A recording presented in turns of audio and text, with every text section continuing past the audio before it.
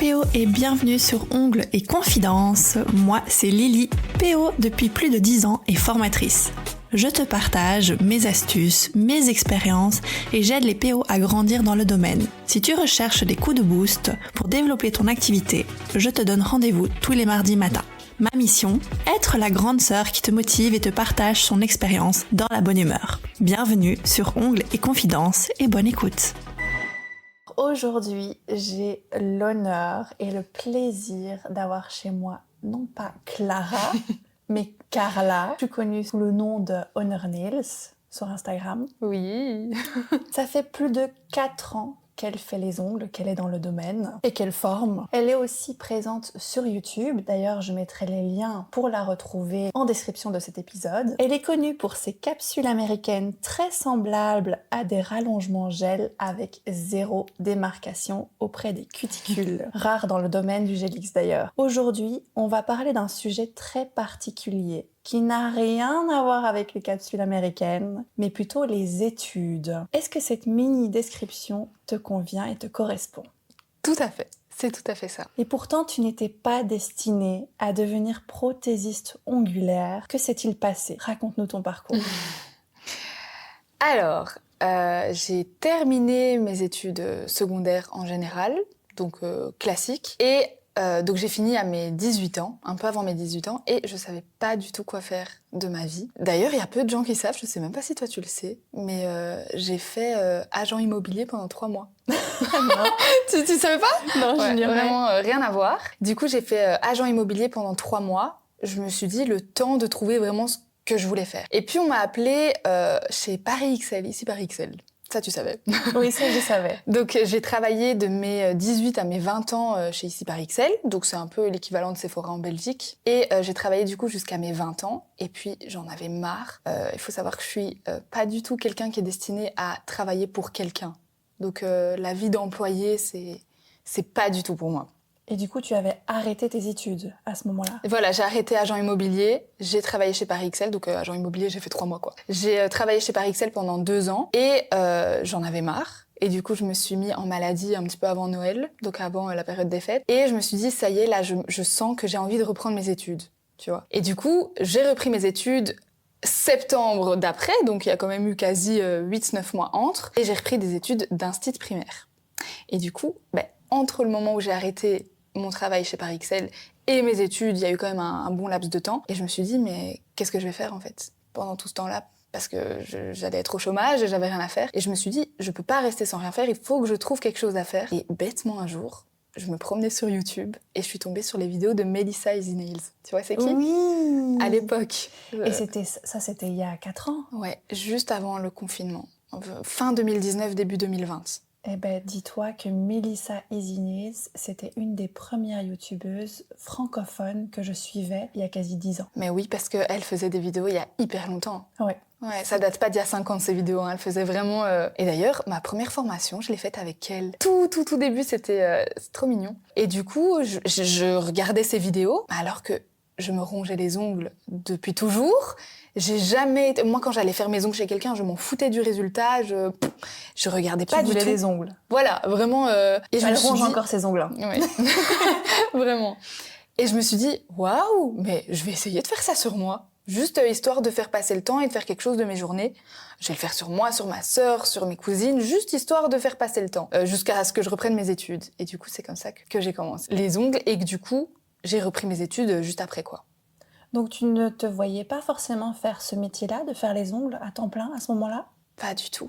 Mais pas du tout. Pour moi, les ongles, ça a jamais été une vocation, une passion. J'ai jamais aimé, quand j'étais petite, me mettre du vernis, tout. C'est pas du tout mon truc.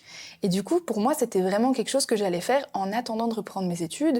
Et je me suis même dit, le jour où je reprends mes études, donc dans quelques mois, les ongles, j'arrête, je retourne chez quelqu'un me les faire et merci, au revoir. C'est vraiment histoire de m'occuper pendant ces quelques mois, quoi, tu vois. Les ongles, c'était plutôt le plan B. Voilà, c'était vraiment le truc... je fais ça pour pas m'ennuyer, quoi. T'imagines maintenant ? C'est le métier que tu fais, c'est le métier pour pas m'ennuyer. Mais vraiment. Et tu sais que souvent, mes amis me le disent, mes cousines, mes parents me le disent, ils me disent, mais Carla, il y a 4 ans, tu faisais ça pour faire passer le temps et maintenant, tu vis de ça, en fait. Tu vis de ça, c'est un truc de fou. Donc les ongles, c'était pas le métier de tes rêves. Institut primaire, ce n'était pas non plus le métier de tes rêves. C'était quoi que tu rêvais d'être quand tu étais petite? Ben, en fait, du plus lointain souvenir que j'ai l'impression que j'ai toujours aimé jouer à l'institutrice quand j'étais petite. J'avais le petit tableau, j'avais le petit tableau à la maison. Je me rappelle que j'imprimais des feuilles d'exercice que je faisais moi-même sur l'ordi et que je donnais à ma sœur pour lui faire comme des devoirs. Et en fait, j'ai l'impression que j'ai eu cette phase de ma vie, mais parce qu'aussi quand on est petit, en fait, on n'a pas vraiment d'autres métiers, on ne voit pas d'autres métiers. On voit ça, on voit peut-être policier, pompier, et puis c'est tout, on connaît pas vraiment d'autres choses, et donc on reproduit un peu ce qu'on voit tous les jours. Et j'avais l'impression que c'était un peu enfoui en moi, mais après je l'ai oublié en grandissant. À mes 18 ans, quand je me suis dit je vais faire quoi comme étude, ben, je savais plus que j'aimais institut primaire. Et c'était pas une vocation non plus, je me suis jamais dit j'adore les enfants, je veux trop faire ça. Dis-toi que je ne sais même pas pourquoi j'ai choisi ces études, je sais pas qu'est-ce qui m'est passé par la tête, qu'est-ce qui m'a fait me rappeler que j'aimais ça, je sais plus. Oui, parce que d'agent immobilier à des ongles, à ici Paris XL, des ongles, un site primaire, on est vraiment sur des métiers posés, quoi. Ça n'a rien à voir. À la limite, ici Paris XL, la beauté, ça se rapproche des ongles, mais... Ouais, mais je ne sais même pas pourquoi j'ai choisi un site primaire. Je crois que ce que j'aime plus profondément, c'est apprendre aux autres. Apprendre et être là pour aider les autres, tu vois. Mais c'est pas spécialement les enfants qui m'attiraient plus que ça. Mais c'est le fait de pouvoir dire que j'ai servi à quelque chose à la fin de la journée. Et je trouve qu'il y a plein de métiers où tu sers à quelque chose, mais pas tellement en fait. Et je trouvais que c'était vraiment peut-être le métier je sais pas. Je vais pas dire que c'était mon rêve, mais c'était quelque chose qui était un petit peu enfoui en moi. Quelle est la principale raison du coup pour laquelle tu n'as pas continué à être institut primaire? On va pas se mentir, le salaire, ça fait quand même beaucoup.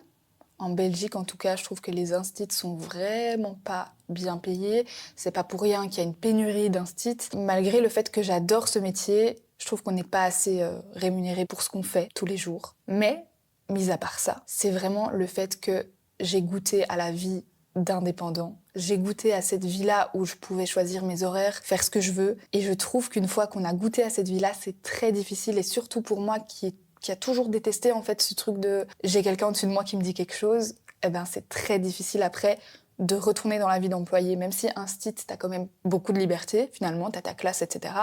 Mais t'es toujours un peu sous les ordres de quelqu'un, il y a toujours quelqu'un au-dessus de toi, et ça, c'est quelque chose que je ne peux pas. Et c'est horrible, hein, c'est un trait de mon caractère qui fait que je n'arrive pas quand il y a quelqu'un au-dessus de moi qui me dit tu dois être là de 10h à midi ou de 10h à 16h et j'ai un horaire à respecter. C'est pas pour moi cette vie-là. Et c'est vraiment ça qui a joué. Parce que tu sais qu'il y a encore un an, je savais pas ce que j'allais choisir. Hein. Oui, je me souviens. Tu te souviens, on en parlait. Je me souviens. Il y a encore un an, je pensais que j'allais peut-être faire mi-temps prof, mi-temps PO. Ouais. Et en fait, je me suis dit que j'arrivais pas à cette vie-là, cette routine en fait. Savoir que je travaille du lundi au vendredi, que mon mercredi après-midi j'ai congé. Enfin, tu vois, rentrer dans cette routine et dans cet horaire que tu connais à l'avance, c'est pas pour moi. En plus, tu as des obligations de congé. Ouais. Des congés scolaires, tu as des obligations d'horaire. C'est même pas parce que je te connais et je connais un peu ta famille. Tes parents n'ont pas non plus d'obligation d'horaire. Ils sont aussi entrepreneurs, ils ont leur commerce, ils ont leur restaurant, donc tu n'as même pas baigné là-dedans. Ben c'est ça, j'ai vu mes parents être indépendants et avoir cette liberté de... par exemple, ma maman, si elle voulait pas travailler le soir au resto, elle ne travaillait pas, elle restait avec nous. Mon papa, s'il voulait fermer le restaurant un jour parce qu'il avait décidé de fermer, il fermait. Et j'ai grandi avec cette vie-là. Et je pense que j'ai vraiment pris de ça. Et ma sœur est pareil. En fait, dans la famille, on est tous comme ça. On n'arrive pas à avoir un horaire du lundi au vendredi, de telle heure à telle heure. C'est plus fort que nous. Et je trouve qu'une fois que tu goûtes à cette vie-là, c'est trop difficile de revenir à la vie d'employé. C'est très dur. On pourrait y passer, parce que moi, j'y suis passée où je suis redevenue employée après avoir été indépendante. Et je comprenais ma patronne pour certaines situations par rapport aux charges salariales et tout. Mais on a envie de s'émanciper, on a envie de redevenir indépendante, de ne plus avoir des ordres au-dessus de soi. On a du mal, c'est vraiment, on est comme des enfants qui sont en crise d'adolescence comme ça. Mais est-ce que tu penses que du coup, si tes parents n'étaient pas dans ce schéma-là, tu te serais quand même mise indépendante, tu aurais quand même choisi de pas faire un site primaire et plutôt des ongles? C'est une très bonne question. Est-ce que j'ai ce trait de caractère-là parce que mes parents sont indépendants? Franchement, j'y ai jamais réfléchi. Mais même quand je me rappelle de quand j'étais à l'école, même une remarque d'un prof, je l'acceptais pas. J'ai vraiment du mal j'ai du mal à rendre un travail à l'heure, je suis pas comme ça. Est-ce que ça vient de mes parents parce je les ai vus comme ça tout le temps? Franchement, il y a des chances. Si mes parents avaient été des employés du lundi au vendredi, de telle heure à telle heure et toujours la même chose, j'aurais peut-être voulu avoir cette sécurité-là aussi. Parce qu'indépendant, c'est pas vraiment la sécurité en fait. Non. Tu vois? Non. Donc, non. Il y a vraiment un revers de médaille ouais. en Belgique aussi, par rapport à d'autres pays. Après, dans d'autres pays, il y a d'autres situations, Ouais, d'autres problèmes, mais quand même, on morfle. La question, elle n'était pas dedans. Non, mais c'est pas grave. Elle n'était pas dedans, mais elle m'est venue comme ça en pensant à tes parents, au fait que peut-être que si la Carla, toute petite, n'avait pas été avec ses parents qui étaient indépendants et qui du coup pouvaient prendre congé à l'improviste et se dire « Viens, on fait ça aujourd'hui Est-ce que tu serais aussi dans ce schéma-là? Franchement, je pense que peut-être, parce que par exemple, mon copain, lui, il a grandi avec des parents qui avaient des horaires quand même assez fixes. Et lui, maintenant, quand j'en parle avec lui, il est obligé d'avoir un cadre. Il adore cette vie-là où il a un horaire à respecter. Il aime pas, entre guillemets, ma vie où parfois, oui, je vais travailler le dimanche ou parfois pas. Ou en fait, si j'ai pas envie de travailler, je travaille pas. Et lui, il a besoin de ce cadre. Mais est-ce que c'est parce qu'il a vu ses parents grandir avec ce rythme-là? Peut-être aussi. Je pense que ça joue d'office. Mais c'est vrai ce que tu dis, parce que récemment, j'ai une cliente qui a fait une pause carrière et qui était employée et qui était en train de me dire « Lily, j'ai envie de me mettre indépendante, mais je sais pas. » Et je lui ai répondu, c'est pas la question de la charge et de gérer tes horaires et tout, c'est est-ce que tu es faite pour ça? Ou est-ce que tu as besoin d'une structure? Est-ce que tu as besoin d'horaires fixes? Est-ce que tu as besoin de quelqu'un qui va te driller? Est-ce que tu auras la force toi-même de te lever le matin? Parce qu'il n'y a personne pour te dire à telle heure tu as commencé, tu peux très bien annuler ta journée, C'est clair. Mais tu ne gagnes pas d'argent du coup. Mais il faut vraiment, je dirais que c'est une force de caractère d'être indépendant et c'est pas fait pour tout le monde. Et tu l'expliques bien, entre ton copain et toi, il y a déjà une différence, il a besoin de structure, ce qui n'est pas le cas pour tout le monde. Après, je pense que c'est parce qu'on adore ce qu'on fait qu'on se lève le matin. Après, je me dis, si t'es indépendant, logiquement, tu aimes ce que tu fais. Enfin, pas toujours, mais souvent, quand tu décides d'être entrepreneur, c'est que tu aimes ce que tu fais. Et je trouve que oui, il y a le fait il faut se lever le matin parce que je dois gagner ma vie. Et on se lève le matin et on sait pourquoi on se lève. On sait qu'on va aimer ce qu'on va faire. Et ça aide quand même beaucoup. C'est vrai que parfois, il y a des matins où tu dis non, je peux pas et tout. Mais dès que tu commences à faire ta cliente et t'es dans ta bulle avec ta ponceuse et tout, et que tu vois des cuticules qui sonnent flic et tout, tu te dis bon, ok, non, j'aime. Clair. Allez, la prochaine cliente, là. Comme ça, je fais encore d'autres trucs et tout. Et du coup, on ne compte pas nos heures. On compte vraiment pas nos heures. Donc, on dit qu'on est libre, mais d'un autre côté, on est esclave de notre passion, tu vois. C'est vraiment ça. J'en parlais encore l'autre fois. Et je me rappelle que j'avais dit à mon copain, maintenant, je suis indépendante, je travaille 3 jours par semaine et c'est tout. Et l'autre jour, il m'a dit, c'est quand la dernière fois que tu as travaillé 3 jours par semaine? Écoute, il est samedi 4 mai, il est 20h42. Et on est là, et ça fait partie de notre job. Ouais, c'est clair. On le ferait pas si on n'était pas passionné. On dirait non, Lily, c'est bon, t'as fait mes ongles, je rentre chez moi, je me mets pilou et je regarde une série Netflix. C'est vrai. C'est vrai, hein. Il est 20h42 et on est là, un samedi soir. Franchement, on est des mamies. Ah oui, bah oui, totalement. On est des mamies. Totalement. Viens, on va boire un verre après. Tu as quand même continué tes études et tu as eu ton diplôme?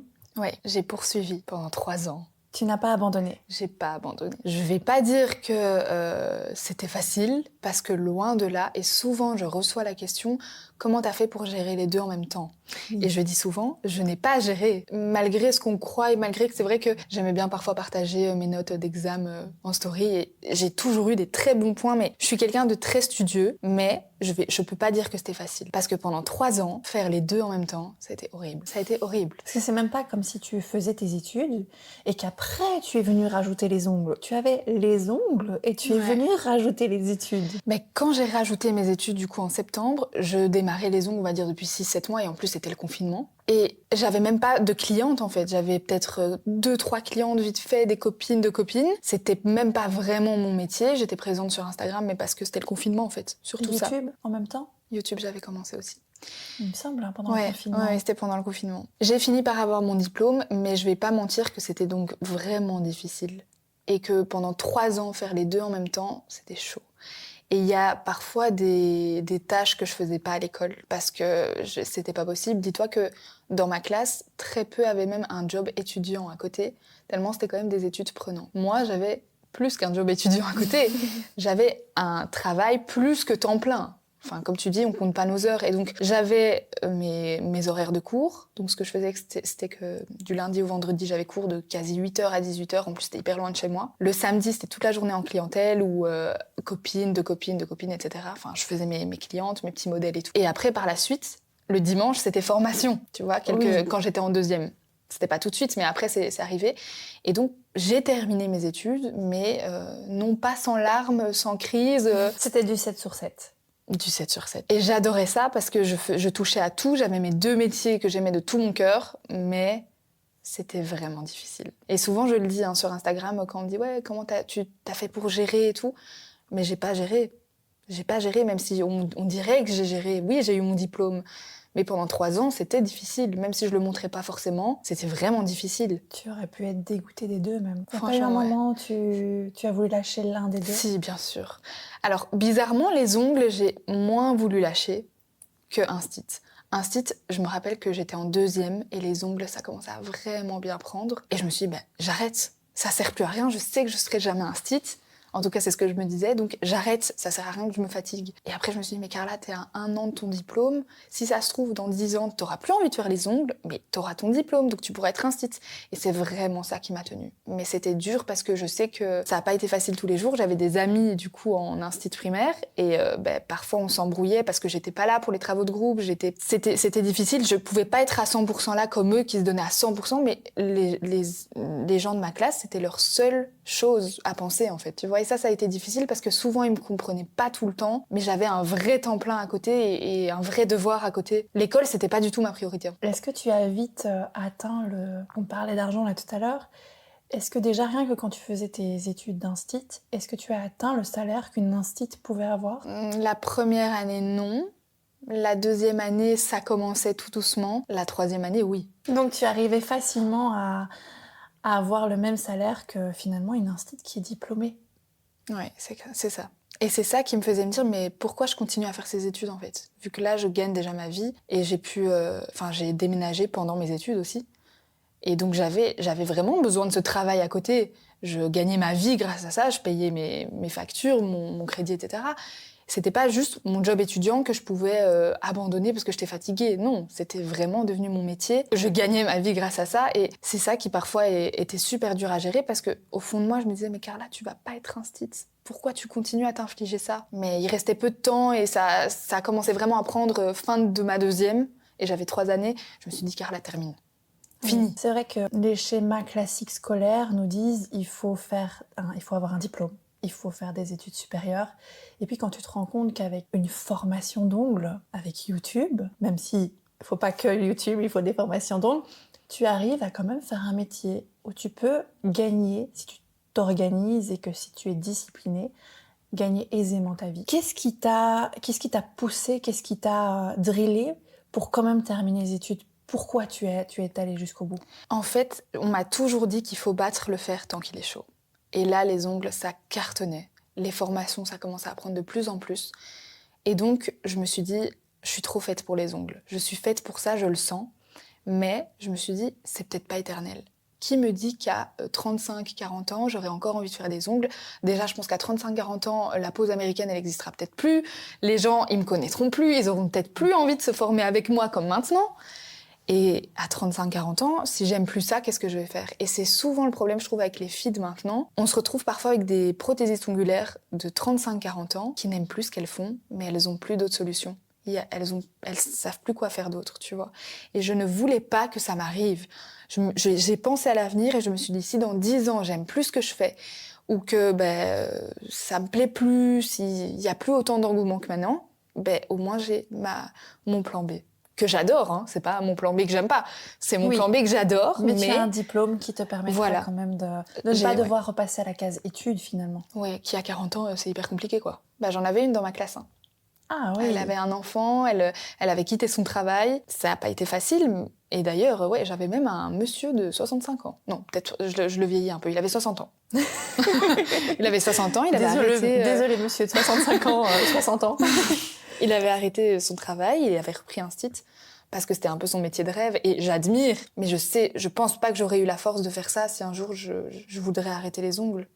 Mais tant mieux que tu aies trouvé vraiment quelque chose dans les ongles, parce que sinon, peut-être que tu te serais retrouvé un style primaire, et inversement, à 40, 35, 40 ans, te dire pourquoi je fais pas les ongles, pourquoi je me lance pas, parce qu'il y a plein de filles, plein de femmes, de mères au foyer, de mères qui sont secrétaires même des comptables aussi, je vois beaucoup des comptables qui sont en burn-out total et qui retrouvent une reconversion et qui se trouvent beaucoup mieux dans les ongles qu'elles n'ont jamais pu faire à l'époque parce que esthéticienne ou parce que c'est pas forcément un métier et tout.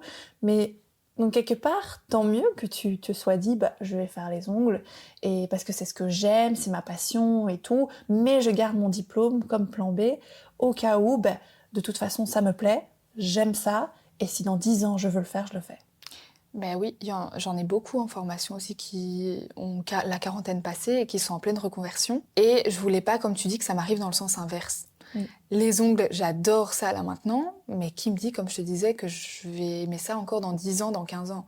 Alors qu'un site, je peux l'être dans 10 ans, dans 15 ans, sans souci, ou peut-être passer une formation, mais j'aurai mon diplôme, j'ai les bases, donc je pourrais l'être dans 10-15 ans. Alors que les ongles, c'était un peu maintenant ou jamais, je suis jeune, et c'était le moment de le faire. De faire de ce hobby ton métier, en fait, parce que à 40 ans, c'est plus difficile de le faire. Est-ce que tu as eu le soutien de tes parents ?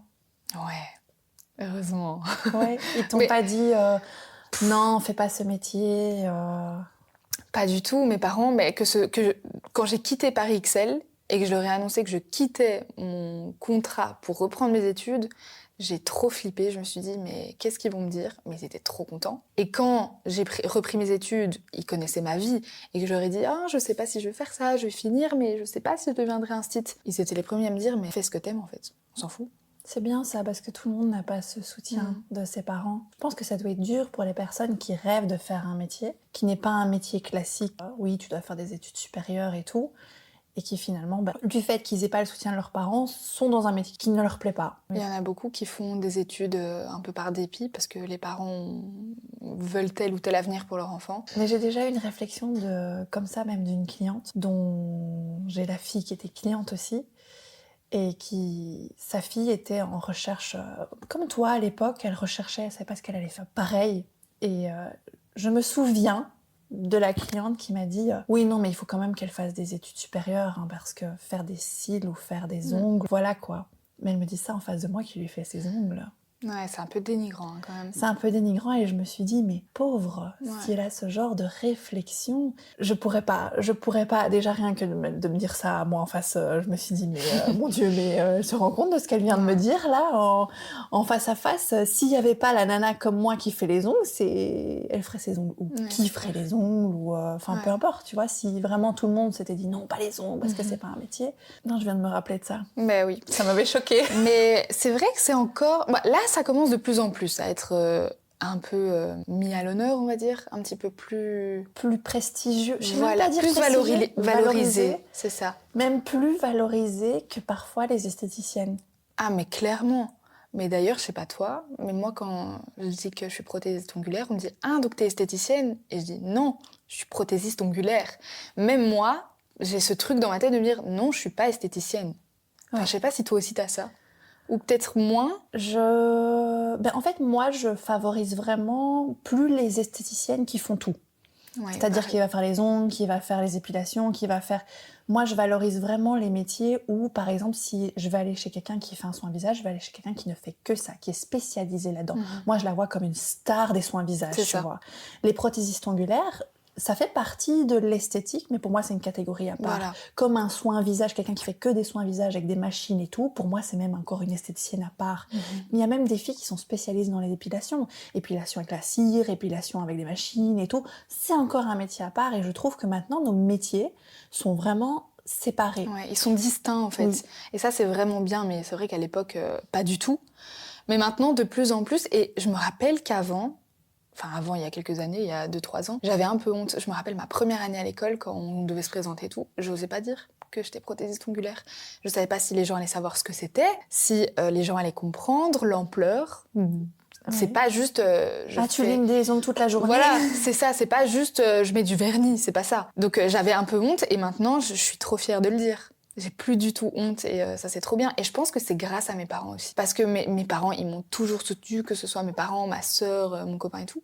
Ils m'ont toujours soutenue. J'ai jamais eu ce sentiment de je suis juste une fille qui met du vernis. Ouais. Ils ont toujours valorisé à fond ce que je faisais. Ils ont toujours été derrière moi à fond. Et ça, ouais, c'est... D'ailleurs, tu mets du vernis ? Non, je ne sais pas mettre du vernis. Moi non plus. Je ne sais pas mettre du vernis, c'est... Non, j'ai même jamais mis du vernis. Peut-être une fois en institut parce que j'avais pas le choix et j'ai trouvé ça dégueulasse. Non, c'est On me dit, horrible. mais madame, mettez pas du vernis. Mais ouais. Ce soir, c'est parti. Ouais, je te jure. Le petit coin, il est parti. Mais Clairement. du semi-permanent. À l'époque, du semi-permanent en une couche. Enfin, Mm. quel est le premier pas que tu as fait pour transformer ton hobby, qui était les ongles? Tu gagnais certainement un peu d'argent et tout, c'était de l'argent de poche et tout. Mais quel est le premier pas que tu as fait pour que ça devienne vraiment ton métier? En fait, j'ai 2 filles que je connaissais qui s'étaient lancées aussi dans les ongles. Et à l'époque, je filmais ce que je faisais, enfin, je mettais sur Insta et tout. Et je me rappelle qu'elles m'ont envoyé un message en me disant « Waouh, tu fais trop bien le baby boomer, est-ce que tu peux nous montrer ?» Je me suis dit « Bah ouais, pourquoi pas, je les connais, ces filles-là, je les connaissais depuis que j'étais petite. Bah ouais, venez à la maison, je vous montre comment on fait. » Et donc elles viennent, et ça a duré peut-être 2 heures, 2 heures et demie, je leur montre le baby boomer, le baby color, tout. Et je me rends compte qu'elles adorent, et je me rends compte moi aussi que j'adore. En plus, je suis en plein dans mes études d'instit, donc je me retrouve à expliquer ce que j'aime, un peu ce que je fais en études d'instit du coup. J'adore, je filme, je montre un petit peu sur Instagram qu'aujourd'hui j'ai montré à des copines comment on faisait le baby boomer, et là bam, plein de demandes. Plein de filles qui me disent oh, « Moi aussi, je veux que tu me montres comment on fait. Moi aussi, j'aimerais bien que tu me montres. Et alors, tu peux aussi nous montrer ta pose américaine, comment tu fais. Et tu peux nous montrer comment tu fais l'incrustation, etc. » Et là, je me suis dit « Waouh, mais en fait, il y a des gens qui veulent que je leur montre comment on fait. » Et à l'époque, c'était en 2020-2021, il n'y avait pas autant de formatrices que maintenant. Je ne savais même pas, limite, que ça existait vraiment, enfin, que c'était vraiment démocratisé, que tout le monde pouvait être À part dans les formatrice. marques, Voilà. on ne voyait pas trop des formatrices C'est ça. multi-marques, on va Non. dire. Pour moi, c'était Indigo qui formait, Nels Company peut-être à l'époque, mais c'est tout. Je savais pas qu'il y avait des petites indépendantes qui pouvaient former les autres. Et j'ai commencé à avoir plusieurs demandes, en fait, suite à cette petite formation Baby Boomer. Et je me suis dit, bah ouais, pourquoi pas? Pourquoi j'enseignerais pas ma méthode, ma technique, en fait? Et c'est là que je me suis dit, il y a peut-être un truc à faire, en fait. Et je me suis dit, ça va peut-être devenir mon métier. Tu sais, de mixer, de faire mes petites clientes, et en fait, d'apprendre aux autres ma technique, en fait. Parce que je pense que je me serais pas vue que prothésiste ongulaire. Finalement, c'est le lien entre tes études d'instit Ouais. et les ongles, c'est de former, donc apprendre, instruire ton métier, finalement, aux autres. Mais oui, et tu sais que parfois en formation, il y a des filles qui me suivent pas forcément sur Instagram depuis longtemps, et je dis pas tous les jours que je suis un site primaire, et il y a des filles qui me disent « Waouh, Carla, mais t'expliques super bien, t'es vraiment faite pour ça. » Et quand je leur dis qu'en fait je suis un site primaire, elles me disent « Oh, mais c'est pour ça alors que t'expliques aussi bien !» Et c'est souvent les remarques que j'ai en formation. Elles me disent « Merci pour ta patience, merci pour ta pédagogie, t'apprends super bien et tout. » Et c'est vraiment le lien avec mes études d'instit. Je pense que si j'avais pas fait un site primaire, j'aurais jamais pu être formatrice. Pour moi, expliquer comment on fait les ongles et faire les ongles, c'est 2 choses totalement différentes. Oui, de la Carla qui donnait des feuilles d'exercice à sa sœur à quel âge? 8-9 ans 8-9 ans, à la Carla qui donne une formation d'ongles. En fait, finalement, c'était inné. Un petit peu. Quand En même, fait, hein. ouais. Je t'ai dit, j'ai toujours aimé enseigner ce que je connaissais. Dès que j'étais calée sur un sujet, j'aimais trop... j'adorais en fait le montrer aux autres, l'expliquer aux autres, avec plusieurs mots, des dessins, des schémas. Et c'est encore maintenant toujours le cas. Je fais toujours mes petits schémas au tableau et tout. Et c'est vraiment le lien avec mes... C'est ça qui fait aussi que le métier d'instit me manque pas tant que ça à l'heure actuelle. Tu vois, parce que j'ai toujours ce lien, en fait. Je suis toujours connectée à ce métier-là un petit peu. Sauf que ce ne sont pas des petits-enfants, Voilà. ce sont plutôt des adultes. Et c'est pas toujours plus facile, hein. C'est pas toujours plus facile. Ça te fait quoi de former des personnes qui ont le double de ton âge? C'est trop marrant. En fait, c'est trop marrant parce que c'est souvent des femmes qui, au premier abord, sont pas impressionnées, mais tu sais, t'as déjà sûrement vécu ça quand elles te voient, qu'elles te disent « Waouh, je suis trop contente de te rencontrer parce que je te suis sur les réseaux. » Et c'est super spécial, en fait, c'est trop spécial, mais je me dis, je suis toujours trop contente parce que je sais que je vais faire partie de ce petit changement de vie qu'elles auront. Oui. Et ça, c'est trop gratifiant. Tu J'adore. as mis ta pierre à l'édifice. Mais c'est un peu comme une prof. Hein. On se souvient tous souvent de nos profs de primaire. On a des profs qui nous ont marqués. C'est que maintenant, je croise encore des petits élèves que j'ai eus en stage, mais genre de 2 semaines pendant mes études, qui me reconnaissent. Quoi, les petits garçons, les petits garçons, les petites filles. Mais j'ai fait mon stage 2 semaines. Ils me reconnaissent, je les ai marqués. Et je trouve que on a toujours un petit impact dans la vie. Que ce soit d'un enfant ou d'un adulte, en fait, tu peux avoir un impact sur les deux. C'est vrai que le prof qui m'a le plus marqué, c'est mon prof de première primaire, et c'était en flamand. Je crois qu'on a pleuré le dernier jour d'école. On devait avoir quoi, 7-8 ans. Mais ce prof m'a marqué. Ouais, tu vois, on a tous quelqu'un Tous les autres, non. Ouais, non, mais c'est vraiment ça.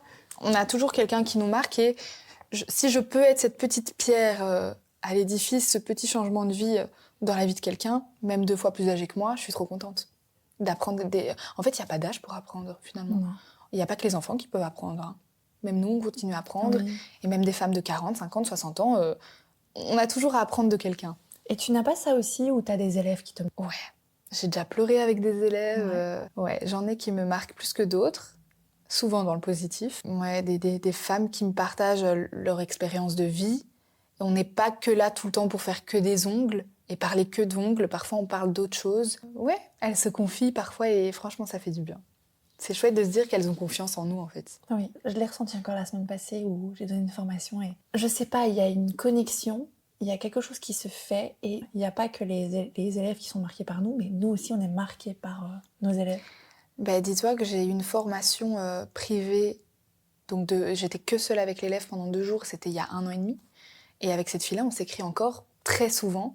Et elle me dit, mais Carla, merci de prendre encore de mes nouvelles 1 an et demi après. Mais je me suis tellement bien entendue avec cette fille que même moi, j'ai besoin d'avoir de ses nouvelles, tu vois. J'ai besoin de savoir comment elle va, si tout se passe bien. Et on crée vraiment parfois des très, très beaux liens. Oui, c'est des connexions comme ça. On nous a mis sur le chemin et je pense qu'il y a des raisons pour ça. Mais c'est ça, en fait, on les aide dans un chemin de leur vie, mais elles aussi.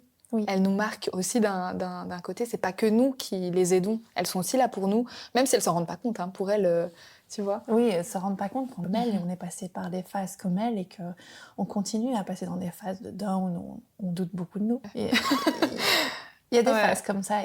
Mais les réseaux, on montre pas tout non plus. Non. Et il faut pas tout montrer de toute façon. Non. Un peu de jardin secret quand même. Voilà. Un petit peu. On montre nos animaux. On montre ce qu'on mange parfois. Et c'est tout. Mais on montre pas quand on a une gueule de bois. Exactement. Est-ce que tu as rencontré des défis quand tu as démarré ton activité ? Quelque chose qui t'a marqué, que tu t'es dit, mon Dieu, mais quelle horreur. Ouais.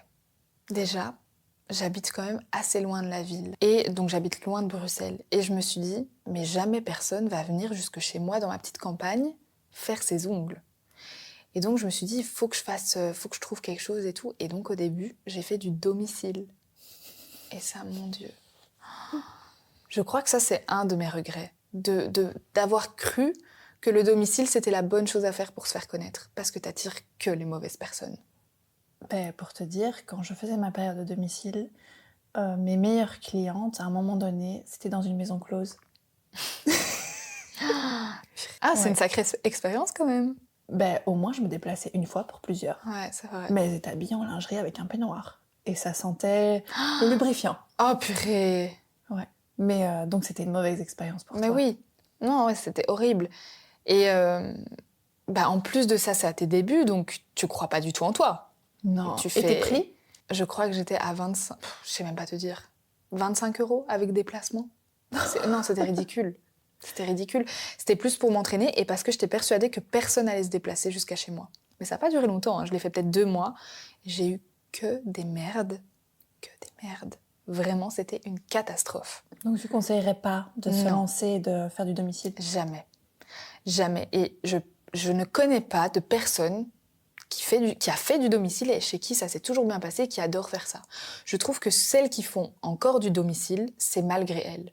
Parce qu'elles passent par une phase comme moi, à mon avis, où elles se disent « elles viendront jamais chez moi » ou « j'ai pas de pièces chez moi, donc j'ai pas envie de les recevoir dans mon salon » et je peux comprendre, mais est-ce que c'est vraiment la solution d'aller chez les gens ? Parfois, on sait vraiment pas sur qui on tombe.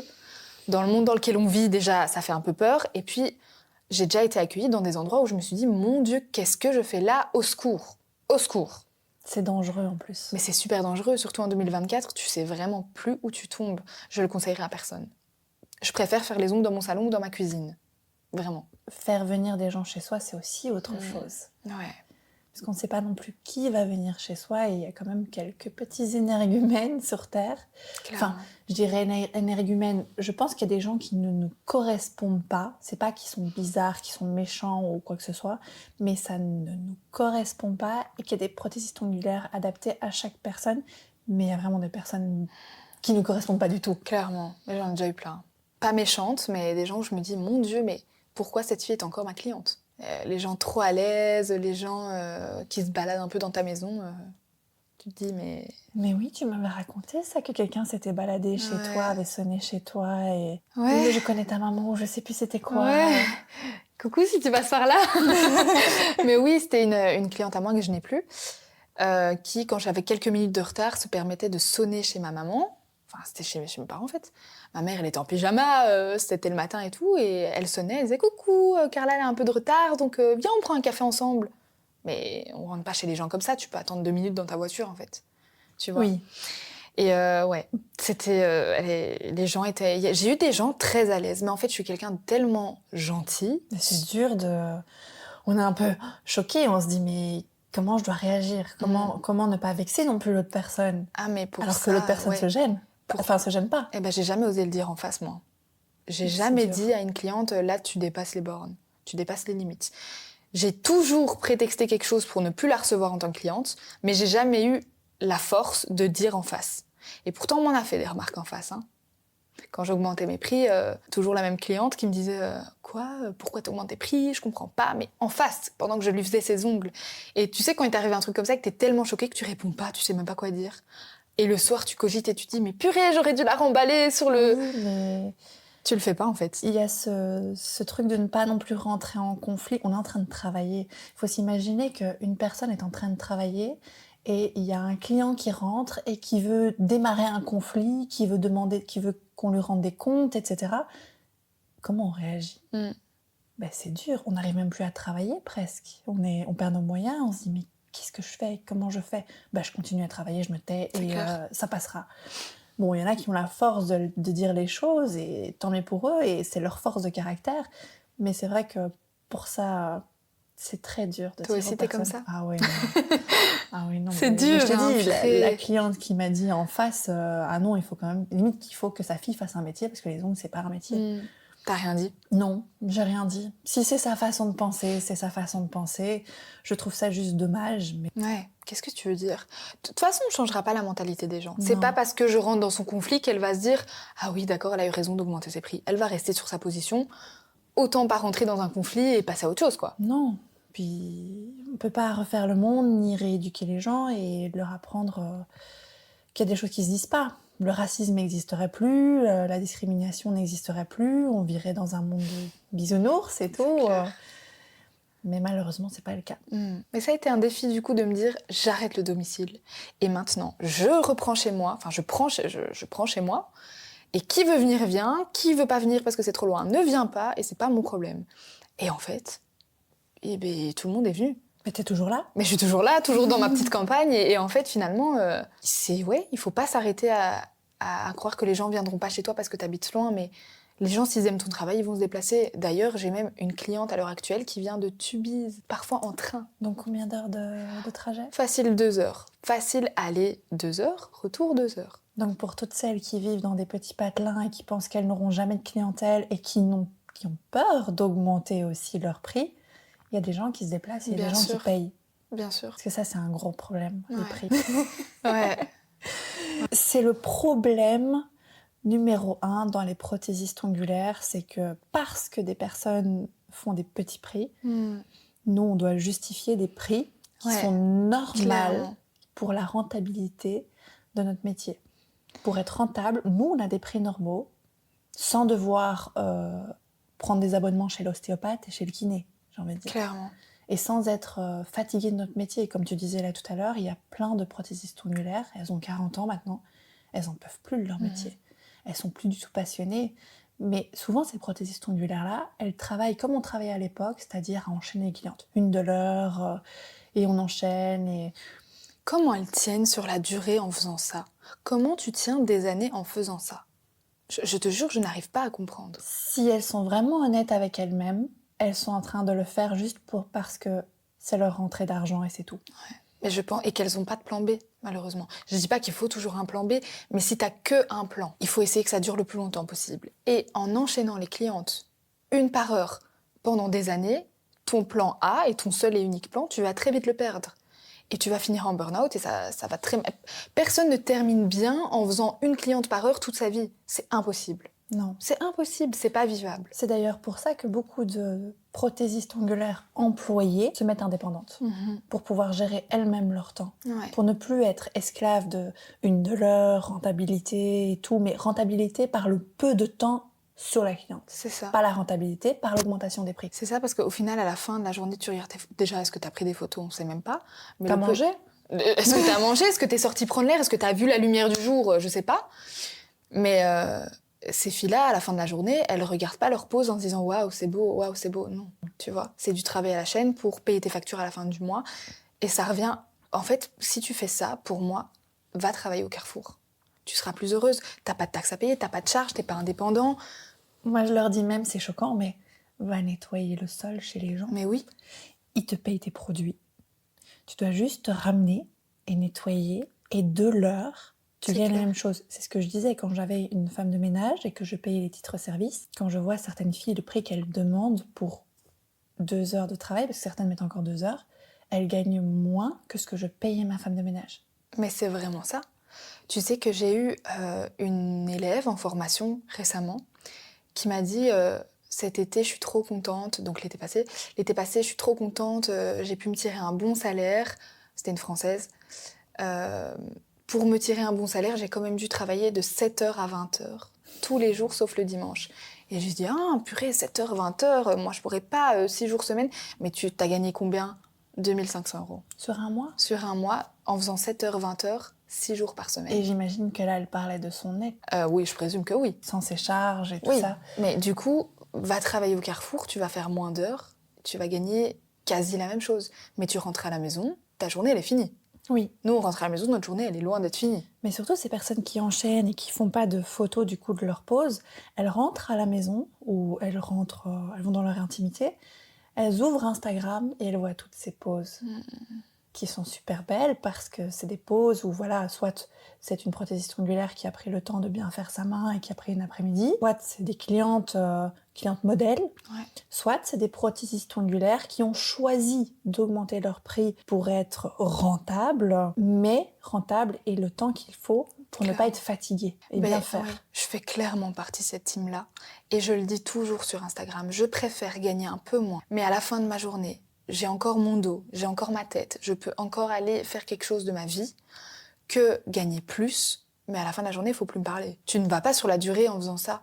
Tu vas peut-être gagner plus d'argent sur l'instant T, mais dans 5 ans, t'es en burn-out et tu travailles plus en fait. Mais Tu de vois. toute façon, quand on travaille la chaîne, moi, une chose qui m'a marquée en hiver, je ne savais plus plier mes doigts. Tellement j'enchaînais, tenir sa ponceuse crispée toute une journée et tenir les doigts crispés toute une journée, je savais plus plier plus Mon que ça Dieu. mes index. Alors que j'ai aucun problème aujourd'hui de plier mes index. Mais ça, c'est quelque chose qui nous arriverait plus aujourd'hui. Hein. Non, je peux plus. C'est plus possible. Moi déjà, prendre au-delà de 3 clientes par jour, c'est trop. Parce que sur une cliente, je mets facile 2 heures. Je mets une moyenne de 2 heures, parfois même 2h30. Si tu multiplies ça par 3, ça fait déjà quasi 7 heures. C'est une journée de travail. Je ne vois pas pourquoi, parce que je suis indépendante, je dois faire des journées de 12 heures tous les jours. En tout cas, en clientèle, je me limite à 7 heures, donc environ 3 clientes. Après, les réseaux, c'est autre chose, mais je veux dire, en clientèle, se concentrer sur des ongles, plus de 7 heures, pour moi, c'est pas humain. C'est pas humain. Et ceux qui, parfois on en entend plein, hein, qui prennent 10 clientes par jour, ou même 7 clientes par jour, juste Oui, qui termine à 22h. Elle À la- commence à 9-10 heures, elle termine à 22h. comment ces filles-là font à la fin de la journée pour... est-ce qu'elles ont une intimité? Est-ce qu'elles ont une vie de famille? Je sais pas.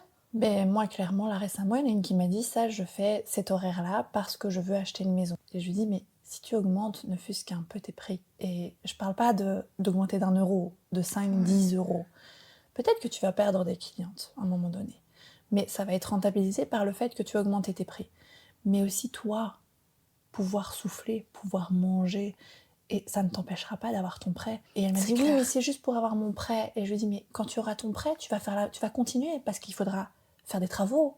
Et puis après, tu vas continuer, toujours quelque chose. parce que tu voudras avoir des enfants. C'est clair. Il y aura toujours une excuse pour ne pas augmenter tes prix à la juste valeur de ton travail. Mais il y a toujours quelque chose, comme tu dis. Mais je fais partie aussi de celles qui ont peur d'augmenter plus que ça mes prix. Mais à un moment, comme tu dis, il y a des clientes qui partiront, mais celles qui resteront, tu as augmenté tes prix, tu vas gagner en fait la même chose que ce que tu gagnais avant, mais tu vas travailler peut-être 2 fois moins. Mais donc c'est tout bénef pour toi. Oui. Et ça, les gens, ils ont encore du mal à comprendre. Ils ont tellement peur de perdre Jacqueline ou de perdre Gertrude, mais en fait, on s'en fout de Jacqueline ou Gertrude. Et tu sais quoi, moi, quand j'ai augmenté mes prix, je les ai augmentés de 15 à 20 euros en un coup. J'ai eu une cliente qui est partie, une seule. Mais pas du tout en mauvais termes, évidemment. Je peux comprendre que c'est pas dans le budget de tout le monde. Cette cliente-là, elle est partie ailleurs, elle a été faire ses ongles ailleurs. Et en fait, comme la hausse des prix commence tout doucement à se démocratiser un petit peu partout, la fille chez qui elle allait, elle a aussi un petit peu augmenté ses prix. On était peut-être à 10-15 euros de différence. Et elle s'est dit, mince, pour 10-15 euros de différence, je préfère retourner chez Carla, que je connais depuis 3 ans, avec qui je m'entends trop bien, et chez qui le travail est encore mieux, tu vois. Sans vouloir me jeter des fleurs, évidemment, mais elle s'est dit que peut-être pour... Tu as le droit. Mais elle s'est dit que peut-être pour 10-15 euros, elle préférait avoir son rendez-vous du mois avec sa PO depuis 3 ans, qu'elle connaissait et tout. Parce qu'en fait, on est tout en train d'augmenter nos prix et elles verront bien que l'herbe, elle n'est pas vraiment plus verte ailleurs, qu'ailleurs, les ongles à 35-40 euros, ça dure pas toute une vie. Elle aussi, elle va augmenter à un moment. Oui, les Asiatiques, ils sont à 40 euros. Mais oui. Ils parlent pas français. Enfin, les Asiatiques, je parle des galeries générales, mais ils parlent pas français, ils ne désinfectent pas, ne stérilisent pas, ne respectent pas forcément les choix que tu fais par rapport à ce que tu veux sur les ongles et ce que tu leur demandes, mais ils sont à 40 euros. Et la plupart des prothésistes ongulaires, ici en Belgique, et surtout en Wallonie, je me rends compte parce qu'Anvers, là, on explose dans les prix, mais surtout en Wallonie, sont à peine au même prix, voire un peu moins, 35 euros, voire 45 euros, rarement 50 euros. Très rarement. Mais elles parlent français, elles font ce que la clientèle veut, elles font de la manucure, elles désinfectent et stérilisent, donc elles font déjà même le double du travail de ceux qui sont dans les galeries, mais elles sont au même prix. Mais est-ce qu'ils ont des galeries en Wallonie ou c'est que à Bruxelles? Oui, à Charleroi, il y a des galeries. Il y a des petits centres comme ça qui fonctionnent clandestinement. Et quand tu connais un peu les conditions de travail de ces personnes, ce sont des faux indépendants qui gagnent 10% sur ce qu'ils font. Et c'est pour ça qu'ils enchaînent d'ailleurs. Ça fait mal au cœur. Je pourrais même pas participer à ce business en âme et conscience, tu vois. Mais bon, après ça, je juge pas. Mais c'est vrai, comme tu dis, que souvent, on entend que « Oui, mais moi, je suis en campagne, je suis pas en grande ville, donc je peux pas demander autant. » Mais on en parlait tout à l'heure. Une fille qui travaille à la banque, que ce soit à Charleroi ou à Bruxelles, elle va gagner le même salaire. Oui. Donc pourquoi sa prothésiste ongulaire à Charleroi doit être moins chère que celle de Bruxelles? Les charges salariales sont les mêmes pour tout le monde. Mais on gagne tous le même salaire maintenant. Enfin, en tant qu'employé, tu gagnes le même salaire en Belgique, en tout cas, que tu vives en campagne ou pas en campagne. Donc ça, c'est plus une excuse. Alors on me dit, oui, mais les loyers sont plus chers aussi. Mais une maison en campagne ou un appartement ici, c'est le même prix. C'est ça. C'est le même prix. Donc, et puis, on décide chacun de ce qu'on veut dépenser dans la vie. Il y a des gens qui dépensent jamais rien, qui partent jamais en vacances, mais qui s'achètent une maison. Il y a des gens qui ne s'achètent pas de maison, mais qui partent, qui font le tour du monde. C'est le budget de chacun qui est géré comme il le souhaite. Mais du coup, la prothésiste ongulaire aussi, elle peut mettre ses prix comme elle le souhaite. Ouais. Et j'arrive pas à savoir pourquoi les gens sont autant bloqués. Alors, je parle pas de moi qui ose plus augmenter parce que j'estime que je suis déjà bien en tant que niveau tarif, mais je parle vraiment des filles qui sont à 40-45 euros. Qu'est-ce qu'elles attendent en fait? Parce que ces filles-là, elles ont pas le choix que de faire des clientes en 1 heure, 1 heure quart. Sinon, si tu prends 2h30 que tu gagnes 40 euros, là alors, si tu divises le taux horaire, t'es vraiment au tarif du Carrefour, en fait. On nous a pas appris à être des indépendantes. On nous a pas appris à calculer nos charges. On n'a pas fait des business plans. Non, clairement. Et ça manque. Hein. À l'école, franchement, on devrait tous apprendre ça. Limite, nos formations de base, rentabilité. Ouais, clairement. Rentabilité, charge, tu dois faire un business plan. Pour ça, l'INFAC, je sais pas si tu vois, INFAC, l'IFA PME, etc. C'est bien parce que tu dois faire un business plan normalement. En fin d'études, tu dois donner un espèce de business plan comme si tu allais ouvrir ton institut. Et du coup, tu comprends mieux la charge salariale. Mais bon, le problème, c'est qu'on s'aligne à la voisine, de la voisine, de la voisine, comme je disais dans mon précédent podcast. C'est Donc, ça. où est-ce que tu te vois les 5 prochaines années? C'est une très bonne question. Souvent, on me dit, mais Carla, t'ouvrirais pas un salon Un salon? Pourquoi? Je sais pas pourquoi. Tout le monde a ce truc de penser que c'est le saint graal d'une prothésiste ongulaire d'ouvrir son salon. Ben, regarde Lily Croc. Mais il y en a beaucoup, hein, comme elle. On ouvre, j'en suis plein. Elles ont ouvert leur salon, et puis elles se sont rendues compte qu'en fait, mais pas du tout. La vie de patronne, c'est pas faite pour elles. C'est plein de choses. En fait, comme je te disais, j'aime tellement ma liberté que forcément qui dit ouvrir un salon dit, bah, normalement, t'as des employés, etc. Et t'es plus aussi libre que quand t'es seule, tu vois. Et peut-être que tu vois la rentabilité sur le long terme, mais moi, je vois surtout une atteinte à ma liberté. Et j'adore faire ce que je veux, quand je veux. La dernière personne avec qui j'avais parlé du fait, parce qu'elle a un institut, elle a des employés, elle m'avait dit, des employés, c'est comme des enfants. Ils sont malades, elles ont leurs règles, elles arrivent, elles sont pas en forme, elles se sont mal réveillées, elles parlent mal aux clientes, pas toutes, hein, mais tu dois gérer des employés comme si c'était des enfants. Ouais. Émotionnellement, c'est comme des enfants. Et que du coup, en fait, la prothésiste ongulaire qui est animée par ce qu'elle fait et qui adore son métier, qui est passionnée par les ongles, devient maman de ses employés et doit gérer tous les petits tracas, les petits bobos, la paperasse aussi qui est liée à ça, parce qu'avoir des employés ici, c'est clair, dans les ongles, au prix auquel on les met, n'est pas... C'est pas rentable du tout. C'est pas rentable. Donc souvent, les gens pensent que ouvrir ton salon, c'est toucher le jackpot, toucher le million, mais loin de là, les gens ne connaissent pas la réalité. Et souvent, quand les gens qui me disent ça, c'est des gens qui sont pas du tout dans le métier. Et je leur dis oui, mais non. Mais c'est même pas un truc qui me tente plus que ça, parce que déjà, j'aime tellement choisir mes horaires que qui dit ouvrir un salon dit que forcément tu as des horaires à respecter. Tu es ouverte tous les jours, sauf le mercredi, de 10h à 20h. Tu as un certain horaire, et quand tu travailles seule, encore une fois, tu fais ce que tu veux. Si j'ai un rendez-vous imprévu et que je dois déplacer telle cliente, je vais être moins gênée que si je devais fermer mon salon, tu vois. D'où l'Institut Pignon sur Rue ou en studio privé. Exactement. Et pour moi, il n'y a pas photo. En privé, chez moi, c'est tellement mieux. Encore une fois, je suis seule avec ma cliente, je fais ce que je veux. Au lieu de prendre 2 heures, j'ai envie de mettre 2h30, j'envoie vite un SMS à ma cliente d'après. Et c'est plein de choses que tu t'empêches de faire en salon, parce que déjà, tu penses beaucoup plus rentabilité, et je crois que c'est humain aussi. Oui, c'est logique. Tu veux pas être dans les dettes, quoi. C'est logique. Parce que tu as des charges qui sont beaucoup plus énormes. C'est ça. Et travailler avec des gens, ça me tente pas plus que ça. Moi, j'aime bien ma petite routine. Je te dis, tu dois gérer leurs règles, leurs bobos. Et leurs peines de cœur. Non. Oui, on doit déjà gérer les peines de cœur de nos clients. Exactement. C'est déjà pas mal. Ouais, c'est clair. Donc, où est-ce que je me vois dans 5 ans? Je sais pas. Je pense, c'est pas que j'ai pas d'ambition, mais je me vois toujours la même que maintenant. Et je pense pas, pour le moment, je pense pas encore à plus loin. Mais déjà, il y a quelque chose qui va changer. C'est que tu donnes formation chez toi, et bientôt, tu ne donneras pas formation chez toi. C'est vrai que c'est un pas que je vais bientôt faire. C'est déjà une évolution, finalement. Oui, c'est vrai. Ouais, peut-être, pourquoi pas encore plus développer les formations à l'étranger. Mais encore une fois, j'aime trop vivre au jour le jour sans me prendre la tête.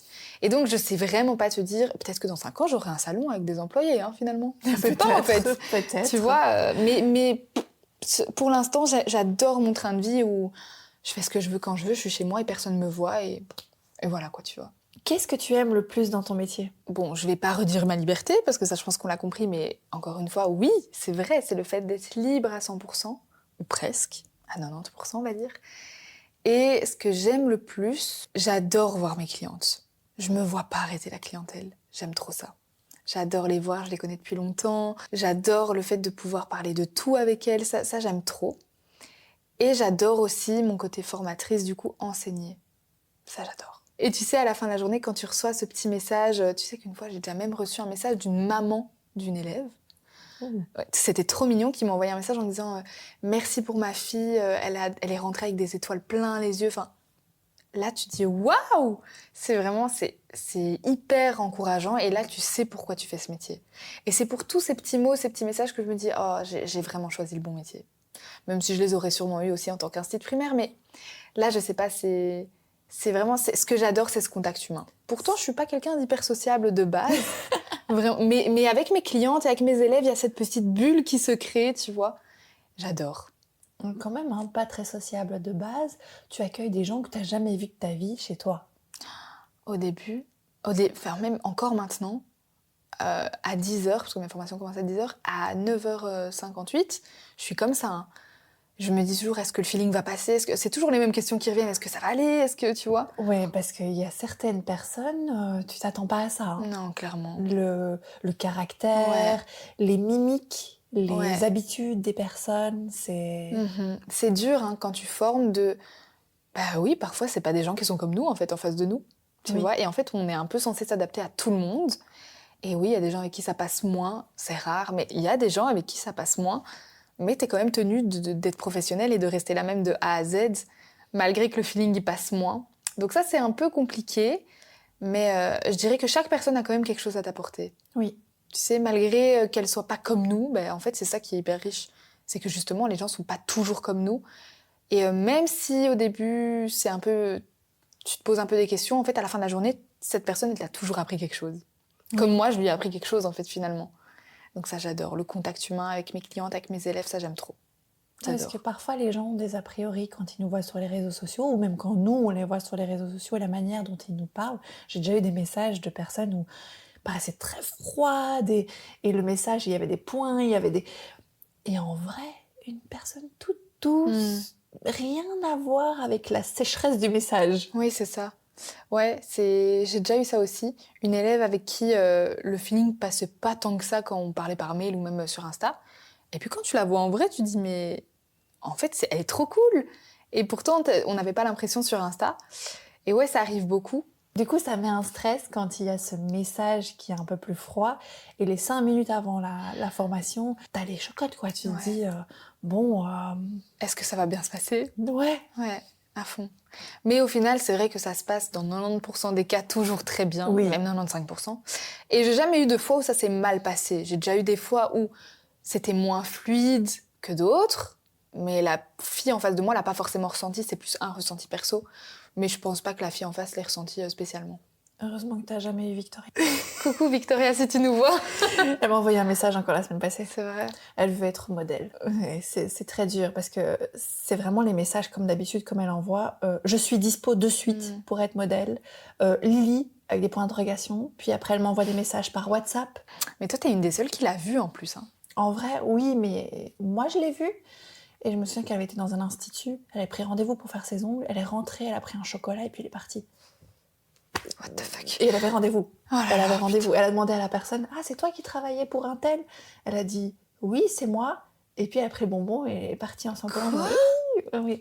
Mais là, on ne parle pas d'une personnalité, on parle de quelqu'un qui a des problèmes mentaux. Qu'est-ce que tu détestes le plus dans ce métier? Ce que je déteste le plus dans ce métier, le fait de se comparer toujours aux autres. Ouais.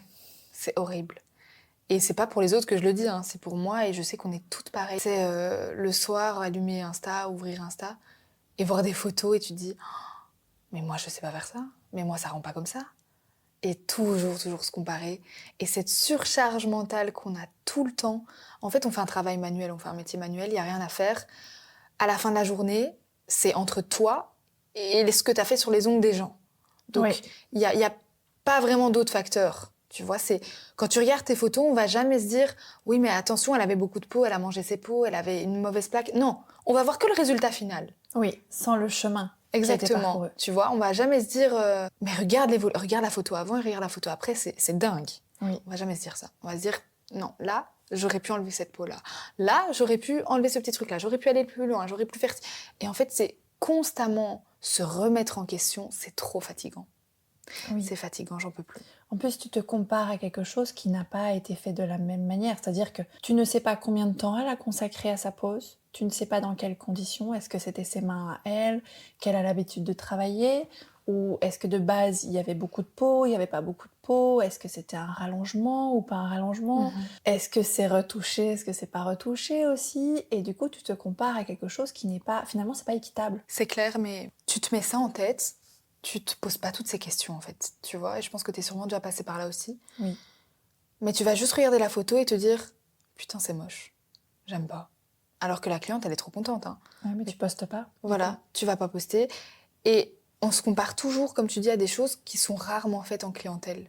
Et en 2h ou 2h30 de temps. Parce qu'en vrai, t'en connais beaucoup des PO qui montrent vraiment ce qu'elles font sur leurs clientes de tous les jours. Il n'y en a pas tant que ça. Hein. Non. Tu vois, on voit souvent ce qu'on fait sur nos propres mains. Les filles montrent souvent du coup ce qu'elles font elles sur elles-mêmes ou sur des modèles qu'elles ont pris 4-5 heures. Mais oui, on voit, tu vois. Et qu'elles ont demandé à avoir des modèles avec des plaques. C'est ça. Des belles plaques, etc. Donc, c'est pas réaliste. Et on clair. se compare à ça, malheureusement. Ouais. Mais l'être humain est comme ça. Et je pense qu'on pourra jamais arrêter de se comparer. Non. L'être humain est fait comme ça. Et il faut pas croire aussi... On se comparait par rapport à notre travail, on comparait notre travail, nos pauses et tout, mais en tant que formatrice, on compare aussi le travail de nos élèves avec le travail des autres élèves. Clairement. Donc, continuellement, en fait, on va se comparer et douter de soi. C'est vraiment ça que je déteste dans ce métier. Je le dis jamais sur Instagram. Je le montre pas parce que c'est une partie de ma vie que je montre pas, mais moi aussi, parfois, j'ai des gros downs. Et tu sais, souvent, je vois des messages des filles qui disent... mais comment tu fais pour être toujours de bonne humeur et tout? Mais je suis pas toujours de bonne humeur. Et moi aussi, parfois, je rate des pauses en clientèle. Mais évidemment, je vais pas le montrer sur Instagram. Je vais pas en faire une photo et je vais pas dire, regardez, j'ai raté cette pause. Il y a des photos qu'on monte pas. Non. Et il y a des pauses qu'on montre pas et qu'on montrera jamais. Et même si je trouve qu'on devrait tellement le faire pour déjà nous déculpabiliser et aider les autres aussi, je suis sûre que ça les aiderait tellement. Oui, mais le problème que moi je vois, qui ferait peur, parce que je songe à le faire, à montrer les problèmes, à montrer les difficultés derrière certains réels qui ont l'air waouh, mais montrer que c'est pas évident. J'aimerais montrer ça et afficher ça, mais je sais, et moi-même je me le dis tout le temps, j'ai pas le droit à l'erreur, j'ai pas le droit de montrer quelque chose qui ne va pas parce qu'on m'attend au tournant. C'est exactement ça. Surtout, au plus, je sais pas si t'as senti ça, au plus tu montes en abonnés, au plus on t'attend au tournant. C'est clairement ça. J'ai peur, pas que j'ai peur de poster, mais j'ai pas le droit de poster des choses qui sont pas parfaites. Et en fait, qui a dit que j'avais pas le droit ? On se met ça dans notre... Mais oui, on se met ça dans la tête. Qui a dit un jour, quand tu dépasses 25K, t'as plus le droit ? Personne l'a dit, tu vois ? C'est juste... En fait, on est tellement méchante avec nous-mêmes. Et en fait, on est hyper méchante avec nous-mêmes parce qu'on sait que... Enfin, maintenant, on est... Moi, j'ai peur d'être has-been. Tu vois, d'avoir ce moment où je chute. Mais je pense que je le suis, moi. Mais je le prends pas mal. Que tu es has-been ? Ouais. Je suis pas dans je suis pas du tout dans la tendance. Je me suis mis au pop-it 25 000 ans après tout le monde. Et en fait, je m'en fous. Je pense que je suis un peu has-been. Niveau nail art, je fais rien. Tu vois, je suis pas... Tu sais que ça fait 1 an, voire 2 ans que je fais des pop-it et je ne montrais pas les pop-it avant parce que je faisais de la merde. Pas que je faisais... Pour quelqu'un d'autre, c'était peut-être bien, mais pour moi, c'était pas bien. Ouais. C'était pas suffisant, c'était pas... Et je ne les montrais pas tant que je n'étais pas certaine que c'était assez bien. Alors que pour d'autres personnes, ça aurait été bien de voir l'évolution. Tu vois, ma propre évolution. Mais oui, parce que les autres personnes, ils se sont dit quoi ? Lily, elle a commencé le pop-it, regarde ce que ça donne, c'est trop beau dès la première fois. Alors que moi, j'ai beau essayer, c'est pas beau. Ah non. Mais nous aussi, quand on a testé le pop-it, même maintenant, on galère encore, tu vois. Oui. Mais on va pas le montrer. Non. Je vais montrer quoi ? Que la pose en pop-it que j'ai enfin réussi après 30 000 essais et 30 000 crises de larmes. J'ai réussi ma pose pop-it, je la montre comme si c'était ma première et que c'était trop beau. Mais du coup, les autres qui voient, c'est purée, Carla, elle a fait sa pose pop-it. Ça fait pas longtemps qu'elle a commencé le pop-it, c'est trop beau. Mais ils ont pas vu toutes les crises de larmes qu'il y a eu et toutes les fois où ça allait pas et que c'était horrible et où j'ai dû faire revenir ma cliente parce que c'était pas beau. Ça, on va jamais le dire, on va jamais le montrer. Et en plus, on se compare à des poses pop-it qui ont été faites par des prothésistes ongulaires qui ont fait ça sur elles-mêmes, mais qui ne le font pas en clientèle de nouveau. C'est clair. De nouveau. Ouais. Alors que nous, on essaye en clientèle. Ouais. Et on rembourse en clientèle. Ouais, on rembourse, on fait revenir, mais ça fait partie de la vie. Et parfois, j'aimerais avoir le courage de montrer ces choses. Et je suis sûre que ça serait mieux accueilli que ce qu'on croit. On doit faire un sondage. Ouais, moi je suis sûre que les gens attendent que ça. Parce qu'en fait, les gens, ils ont pas besoin de nous idolâtrer, ils s'en foutent. Ils ont besoin de se retrouver un petit peu en nous.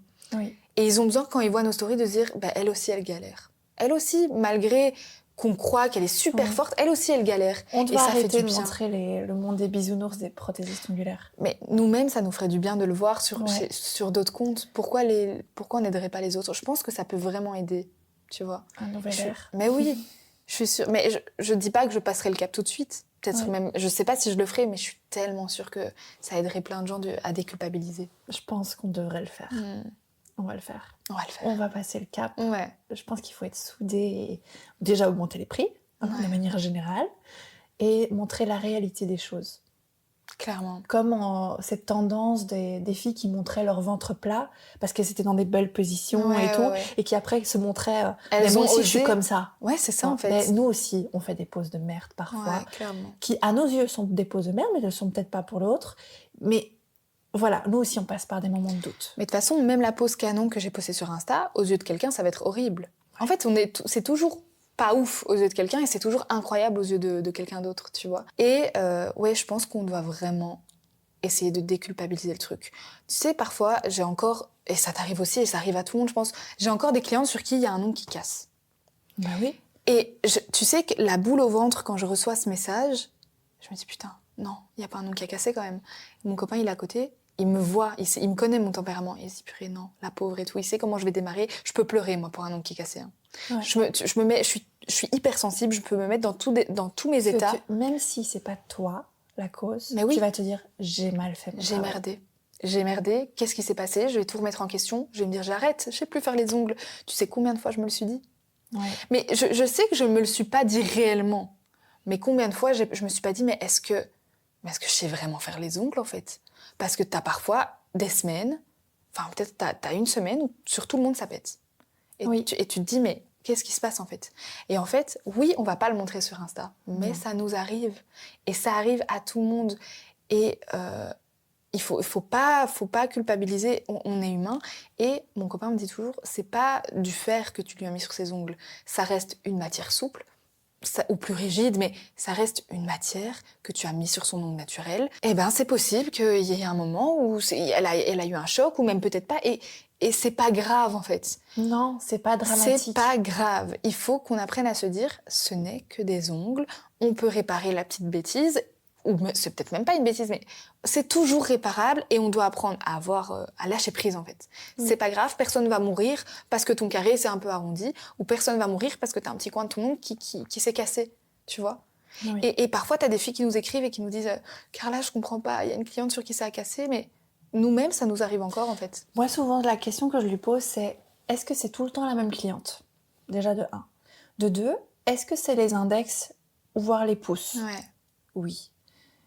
Est-ce que cette cliente, elle te dit qu'elle ne fait rien, ou peu importe. Mais même, on a déjà tout eu, cette cliente-là. Qui fait rien. Qui fait rien. Ouais. Mais bizarrement, il y a une petite souris qui mange les coins. Ouais, clairement. Qui ronge les coins. Mais elle ne ronge pas. Mm. Mais finalement, quelques années après, elle nous avoue qu'elle rongeait ses ongles. Ouais, clairement. Ouais, on l'a tout eu, celle-là. On l'a tout eu. Mais bon, on doit... C'est pas toujours moi. Ça peut parfois être moi. Mais je suis pas un robot, je suis humaine.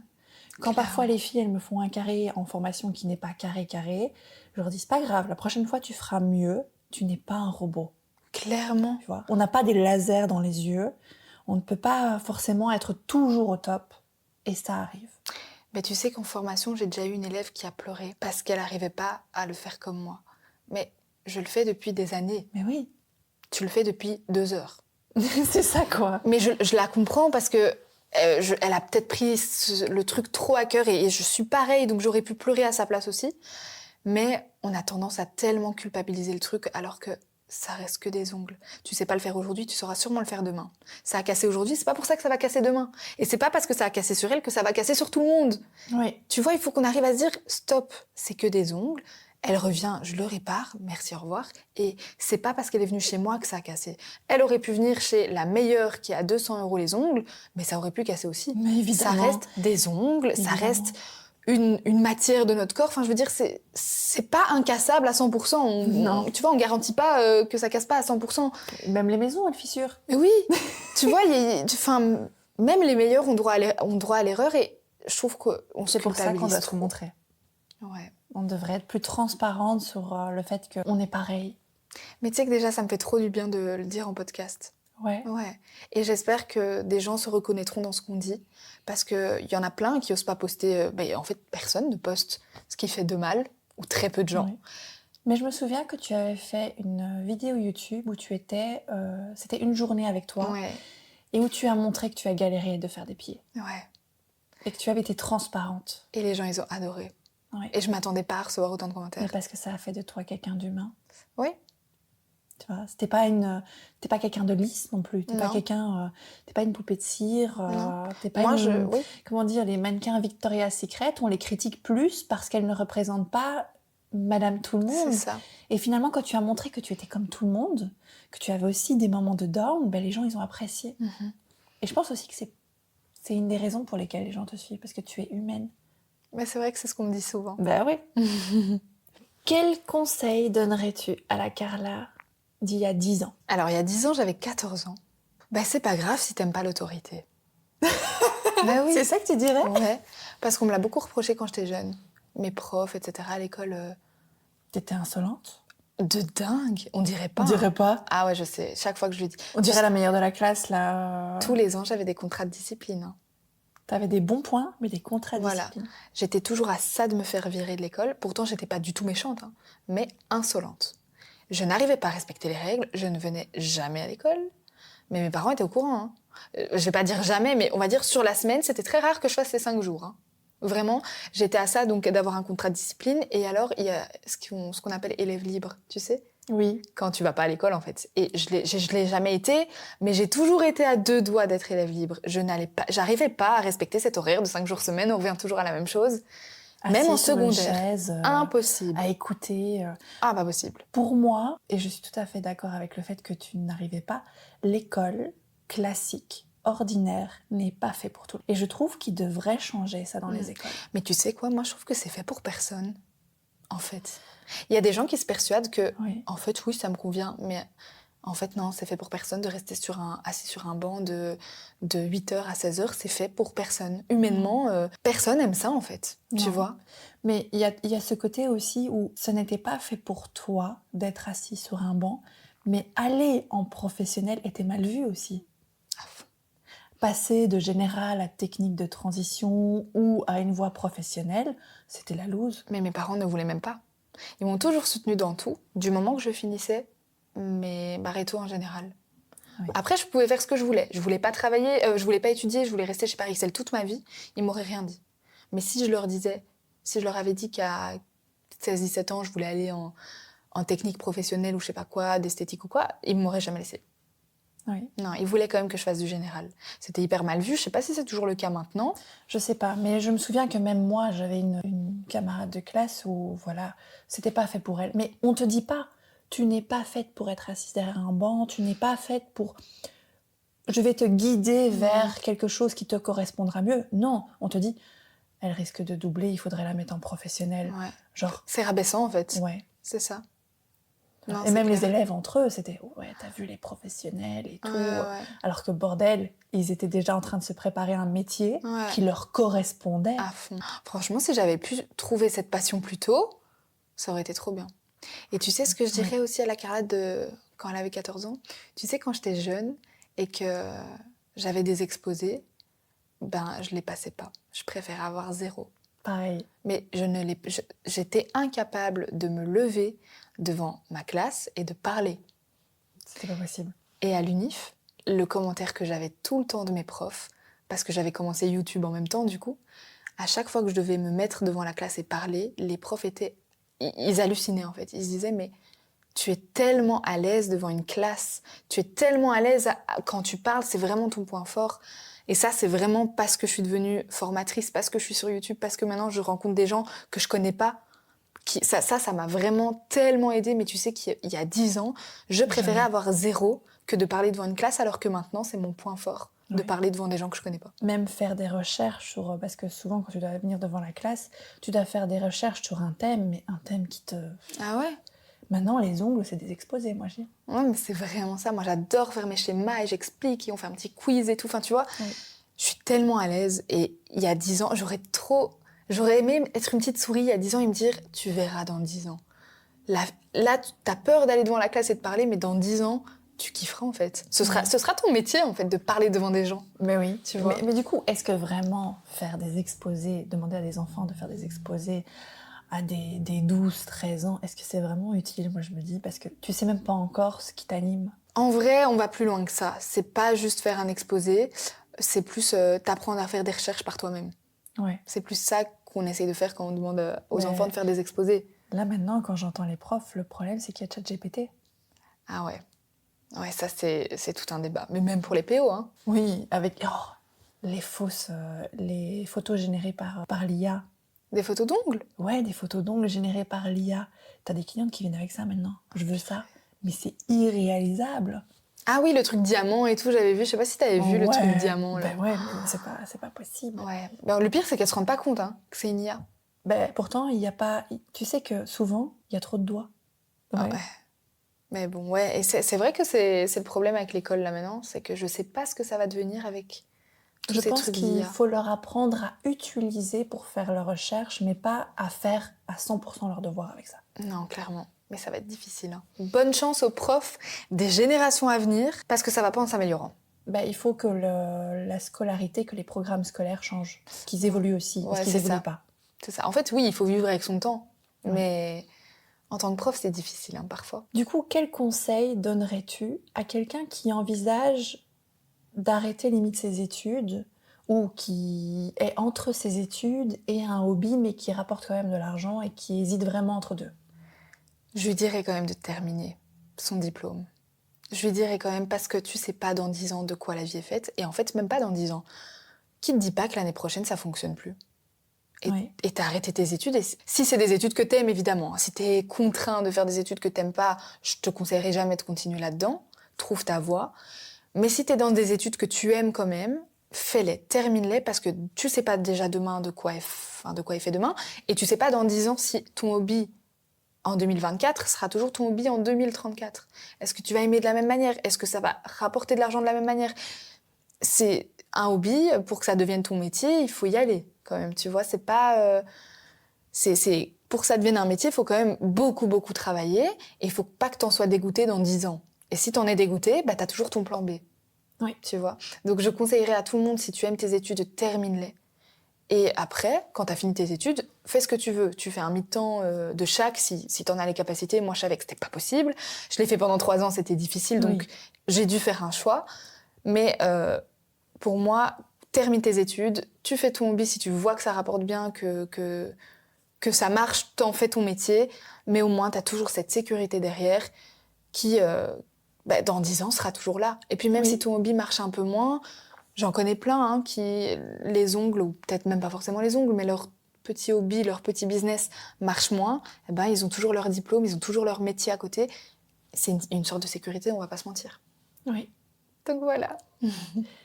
Pour résumer un peu cet épisode de podcast, du coup de justement continuer ses études, comme tu disais, pour avoir quand même quelque chose pour plus tard, qu'on est humain et qu'on se compare trop et que chacun a aussi des moments de doute dans la vie, dans son métier, dans ce qu'il fait, qu'il ne faut pas se comparer forcément aux autres, qu'avoir le soutien de ses parents, c'est aussi important quand on est aux études et qu'on est entre deux et tout, mais qu'il faut aussi suivre sa voie et suivre son instinct, et si ça nous parle et c'est vraiment un métier d'avenir et que ça nous rapporte de l'argent pour vivre, au moins déjà. Je pense que tu as tout dit, mais il faut foncer.